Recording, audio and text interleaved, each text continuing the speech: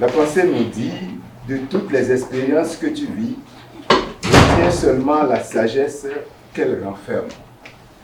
Il est vrai que nous pensons souvent que notre vie doit être un long fleuve tranquille. Mais quand nous observons très bien, nous constatons que toutes les étapes de notre vie ont été jonchées de douleurs, de peines. Et c'est au bout de ces peines que nous avons acquis des expériences, que nous avons gagné en maturité.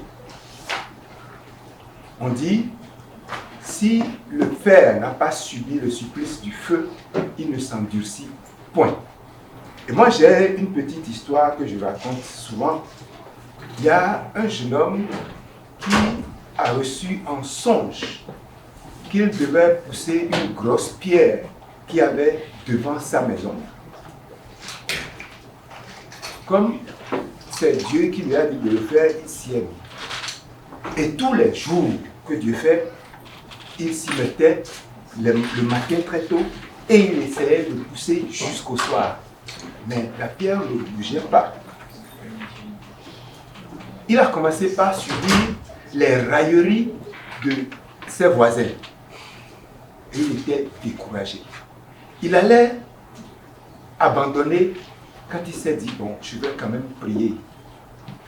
Et au moment où il priait, il disait, Seigneur, tu m'as dit de pousser cette pierre, je le fais depuis des mois et rien n'arrive. Et Dieu de lui dit, tu n'avais jamais dit que quelque chose devait arriver. Tu n'avais jamais dit que la pierre devait bouger. Regarde-toi, tu es devenu carré, tu as des muscles. Tu peux alors arrêter. Le jeune homme était un chômeur. Juste après cela, il a obtenu un emploi pour être moniteur de bodybuilding.